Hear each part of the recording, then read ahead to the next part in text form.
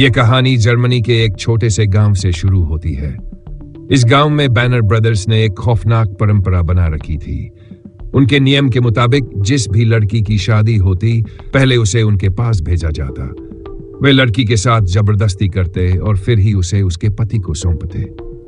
Sam की मां को भी इस दर्दनाक अनुभव से गुजरना पड़ा था। अब सैम बदले की आग में जलता हुआ उसी गांव में आया है ताकि अपनी मां के साथ हुए अन्याय का बदला ले सके। क्या सैम अपनी मां का बदला ले पाएगा? क्या वह गांव की लड़कियों को इस बुराई से बचा पाएगा? आज की कहानी में हम यही जानेंगे। ये बात लगभग 300 साल पुरानी है। उस समय जर्मनी के इस छोटे से गांव के लोग बहुत डर में जीते थे, क्योंकि बैनर और उसके 6 बेटे वहां के सबसे खतरनाक लोग थे। वे जो चाहते वही करते, चाहे किसी को मार डालना हो या डराना। गांव के लोग इतने डरे हुए थे कि जैसे उनकी जिंदगी बैनर कहे पर चलती थी। इसी गांव में एक दिन सैम नाम का एक फोटोग्राफर आता है। गांव में कदम रखते ही उसकी मुलाकात बैनर के बड़े बेटे लुई से होती है। लुई उसे धमकाते हुए कहता है, अगर यहां रहना है तो हमें रिश्वत देनी होगी। सैम चुपचाप उसे एक थैली देता है जिसमें सोने के सिक्के होते हैं। वह कहता है, मैं यहां 6 महीने रुकूंगा जब तक सर्दियां खत्म नहीं होती। लुई सिक्कों को देखकर जोर से हंसता है और कहता है, अब हर महीने ऐसी एक थैली देनी होगी। सैम उसकी बात मान लेता है और बताता है कि वह यहां घाटियों की तस्वीरें खींचने आया है। लुई को उस पर शक होता है और वह सैम का सामान चेक करने लगता है। इसी बीच लुई का सबसे छोटा भाई फ्रेंच सिक्कों की थैली लेकर अपने पिता बैनर के पास जाता है। बैनर ध्यान से सिक्के देखता है और कहता है कि सैम को गांव में रहने दिया जाए। इसके बाद बैनर के बेटे सैम को गांव में एक पुराना घर दे देते हैं। उस घर में पहले से ही एक बूढ़ी औरत मारिया और उसकी बेटी पौला रहती थी। बैनर के बेटे उन्हें डराकर कहते हैं, अब से ये तुम्हारा मेहमान है, इसका अच्छे से ख्याल रखना। अगर इसे कुछ हुआ तो हम तुम्हें नहीं छोड़ेंगे। बैनर और उसके बेटे वहां से चले जाते हैं, लेकिन पौला सैम के आने से बिल्कुल भी खुश नहीं होती। वह गुस्से में सैम का सामान उठाकर ऊपर के कमरे में फेंक देती है और बिना कुछ कहे नीचे आ जाती है। उसके चेहरे से साफ दिख रहा था कि वह नाराज है। पौला की मां मारिया सैम से माफी मांगती है और कहती है कि उसकी बेटी का व्यवहार ठीक नहीं था, लेकिन सैम खुद को भी थोड़ा जिम्मेदार मानता है। वह सिर झुकाकर विनम्रता से कहता है, आपको माफी मांगने की जरूरत नहीं है। थोड़ी देर बाद सैम अपना कुछ सामान लेकर अस्तबल, घोड़े रखने की जगह में चला जाता है। वह अपना सामान एक कोने में इस तरह छुपाता है जैसे वह नहीं चाहता कि कोई और उसे देखे या उसके बारे में जाने। रात के खाने के समय पौला सैम से बात करने की कोशिश करती है। वह भारी आवाज में पूछती है, तुम यहां क्यों आए हो? सैम हल्की मुस्कान के साथ जवाब देता है, मैं अमेरिका में पला बड़ा हूं, वहीं फोटोग्राफी सीखी। मैं यहां घाटियों की अच्छी तस्वीरें लेने आया हूं ताकि मुझे कोई अच्छी नौकरी मिल सके। अब तक चुप बैठी मारिया अचानक गंभीर हो जाती है। वह धीरे लेकिन सख्त लहजे में सैम से कहती है, तुम्हें बैनर ब्रदर्स से बचकर रहना होगा। वे बहुत ही खतरनाक और निर्दयी है। यहां हर किसी की किस्मत उन्हीं के हाथ में है। रात को सोने से पहले सैम अपनी जेब से एक लॉकेट निकालता है। जैसे ही वह लॉकेट खोलता है, उसमें उसकी मां की तस्वीर होती है। उसकी आंखों में हल्का सा दर्द आ जाता है। उसके चेहरे से साफ पता चलता है कि इस गांव से उसका कोई पुराना जुड़ाव है। उसी समय उसे अस्तबल से किसी के चलने की हल्की आवाज सुनाई देती है। वह खिड़की से झांकता है और देखता है कि पौला वहां लुकास नाम के एक लड़के से मिल रही है। बातचीत से पता चलता है कि दोनों एक दूसरे से बहुत प्यार करते हैं और जल्द ही शादी करने वाले हैं। सैम ये सब चुपचाप देखता है और फिर चुपचाप सोने चला जाता है। अगली सुबह पौला फिर सैम से मिलने आती है। बात करते हुए वह सैम से उसके परिवार के बारे में पूछती है। सैम कहता है, मेरे पिता की मौत बहुत पहले हो गई थी। अब मेरे परिवार में सिर्फ मेरी मां है। इसके बाद दोनों बाजार जाते हैं कुछ जरूरी सामान लेने। जिस दुकान पर वे खरीदारी कर रहे होते हैं, वही बैनर ब्रदर्स भी मौजूद होते हैं। सैम वहां से घोड़े की नाल में लगने वाली एक कील खरीदता है और बाहर जाने ही वाला होता है। तभी ह्यूबर्ट बैनर उसका रास्ता रोक लेता है।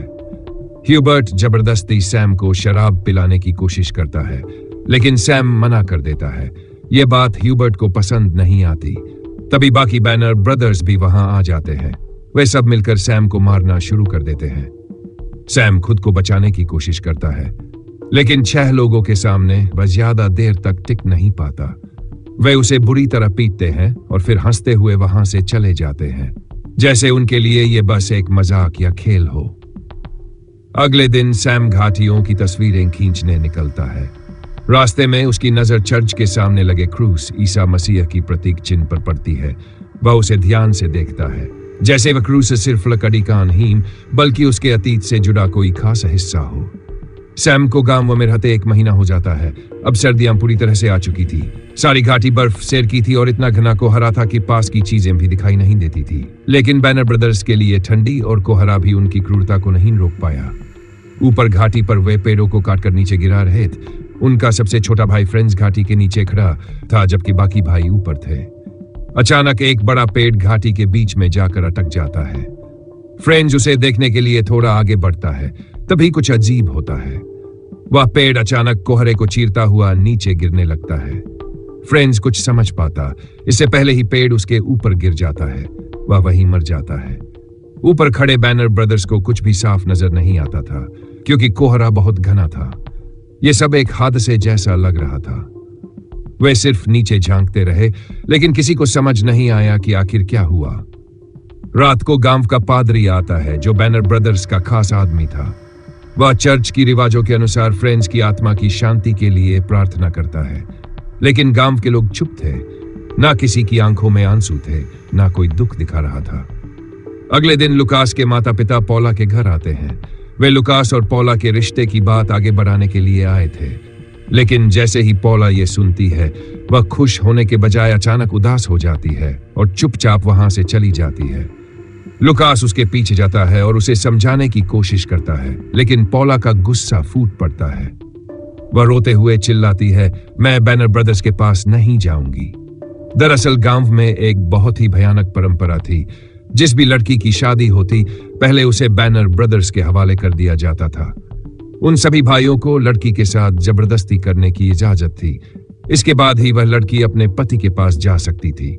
यही कारण था कि पौला डरी हुई थी और शादी नहीं करना चाहती थी। दूसरी ओर हम देखते हैं कि ओटो बैनर जंगल में शिकार कर रहा होता है। वह एक हिरण के पीछे भागता है, लेकिन जैसे ही वह झाड़ियों में आगे बढ़ता है, अचानक एक लकड़ी का डंडा उसके चेहरे पर जोर से लगता है। उस डंडे में घोड़े की नाल की कीलें लगी होती है, जो सीधा उसकी आंखों में घुस जाती है। ओटो दर्द से चिल्लाता है, लेकिन अब उसे कुछ भी दिखाई नहीं देता। घबराकर वह लड़खड़ाता है और एक पहाड़ी से फिसलकर नीचे झील में गिर जाता है। वहीं उसकी मौत हो जाती है। इधर बैनर ब्रदर्स अपने भाई ओटो को ढूंढने के लिए जंगल में निकलते हैं। उन्हें अभी तक अंदाजा नहीं था कि उनके परिवार को अब कोई एक एक करके खत्म कर रहा है।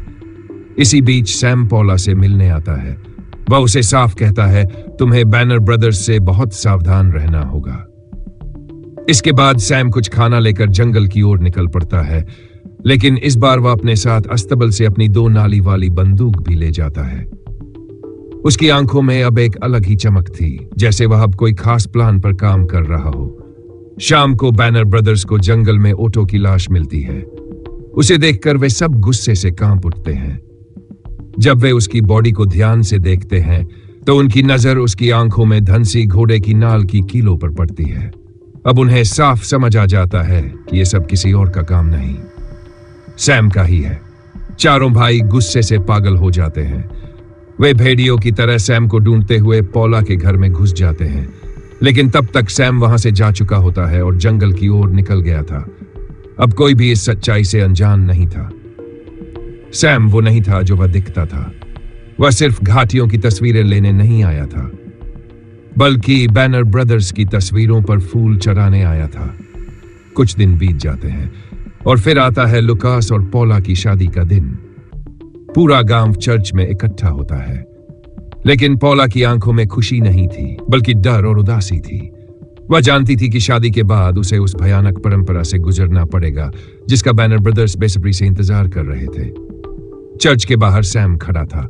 जैसे ही शादी खत्म होती है और बैनर ब्रदर्स चर्च से बाहर निकलते हैं, सैम तुरंत चर्च के अंदर चला जाता है। वह सीधा पादरी के पास जाता है और कहता है, मुझे एक सच्चाई बतानी है। पादरी पहले थोड़ा घबरा जाता है, लेकिन सैम की गंभीर आवाज सुनकर उसे बैठने का इशारा करता है। सैम कहता है, मैंने 2 लोगों को मारा है, वे दोनों बैनर ब्रदर्स थे। यह सुनकर पादरी का चेहरा सफेद पड़ जाता है। सैम उसकी हालत की परवाह किए बिना अपनी जेब से एक लॉकेट निकालता है और पादरी के सामने रख देता है। पादरी कांपते हुए उसे उठाता है। जैसे ही वह लॉकेट खोलता है और उसमें सैम की मां की तस्वीर देखता है, पुरानी बातें उसकी आंखों के सामने घूमने लगती हैं।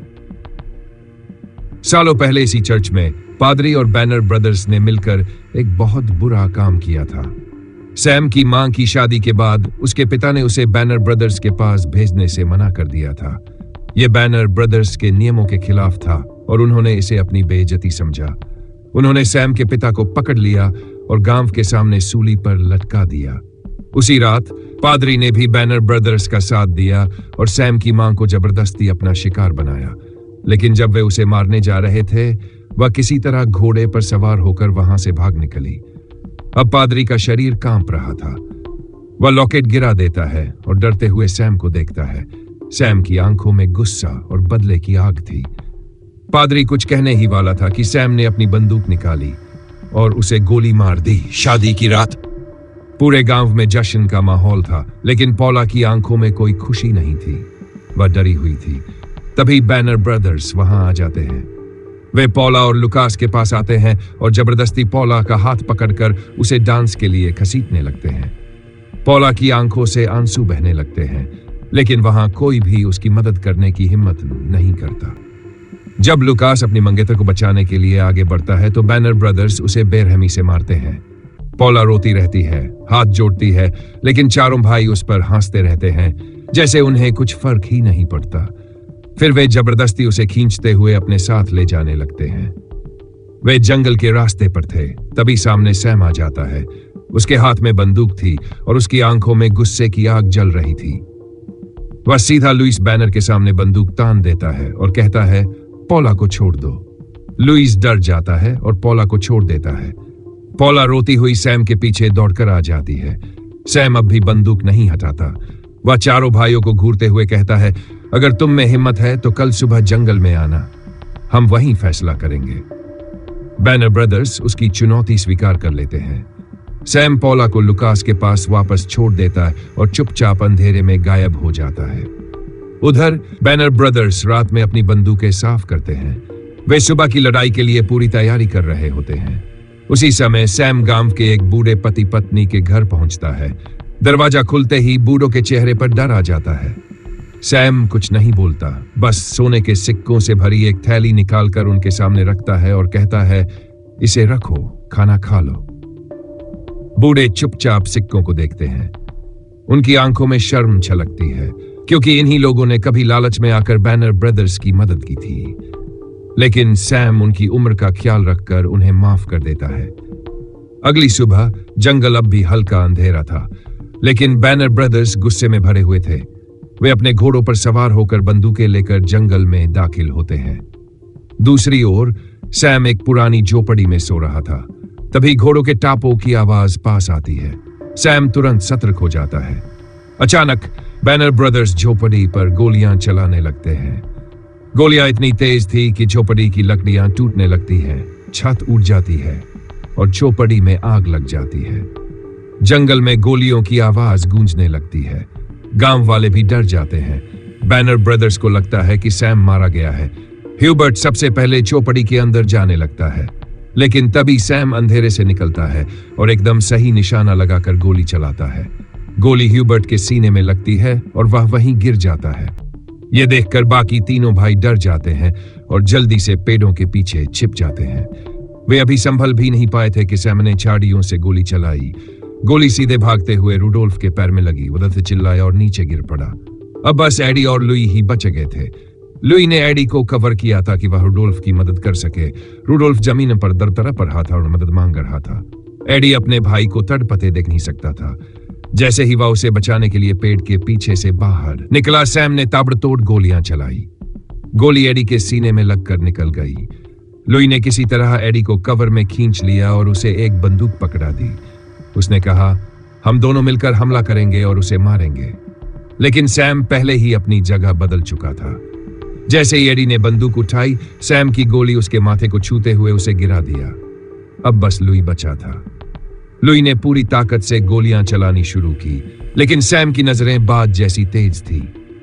एक आखिरी गोली चली और लुई की भी कहानी खत्म हो गई। बैनर ब्रदर्स खत्म हो चुके थे, लेकिन लड़ाई अभी खत्म नहीं हुई थी। अब बैनर ब्रदर्स के पिता की बारी थी। सैम सीधे बैनर के घर की ओर बढ़ा, लेकिन उसे पता नहीं था कि बैनर ब्रदर्स के अलावा कोई और भी उसका इंतजार कर रहा था। जैसे ही सैम घर पहुंचा, एक बड़ा और मजबूत आदमी हथौड़ा लेकर सामने आ गया। वह बैनर ब्रदर्स का 7वां भाई था, जो अब तक छुपा हुआ था। ब्लैकस्मिथ ने लोहे के हथियार से सैम पर तेज हमला किया।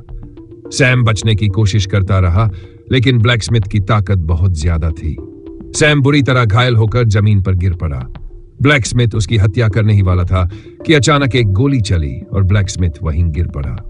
लुकास सही समय पर आकर सैम की जान बचा चुका था। गहरी सांस लेते हुए सैम अपने आखिरी दुश्मन से मिलने के लिए घर के अंदर गया। वहां बूढ़ा बैनर बिस्तर पर लेटा उसका इंतजार कर रहा था। सैम ने अपनी मां की तस्वीर वाला लॉकेट निकाला और बूढ़े बैनर की तरफ फेंक दिया। जैसे ही बैनर ने वह तस्वीर देखी, उसकी आंखें बड़ी हो गई। उसे सब कुछ याद आ गया। उसने सैम को बताया कि वह उसका नाजायज बेटा है, जो उस रात उसकी मां के साथ हुए अत्याचार का नतीजा था। बैनर ने कहा, तुमने अपने सौतेले भाइयों की हत्या की। यह सुनकर सैम बहुत भावुक हो गया, लेकिन फिर उसे अपनी मां के साथ हुए अन्याय की याद आई। सैम ने बूढ़े बैनर को भी खत्म कर दिया। सैम 3 हफ्ते तक अपने जख्मों से उबरता रहा, लेकिन गांव में बैनर के कुछ रिश्तेदार थे जो उसे सजा देने की मांग कर रहे थे। वे बहुत कमजोर और बूढ़े थे, लड़ने में सक्षम नहीं। सैम ने यह सब देखकर समझ लिया कि यह गांव एक बर्बाद समाज का हिस्सा है, इसलिए उसने बिना कुछ कहे हमेशा के लिए वहां से जाने का फैसला किया। और इसी के साथ यह कहानी खत्म होती है।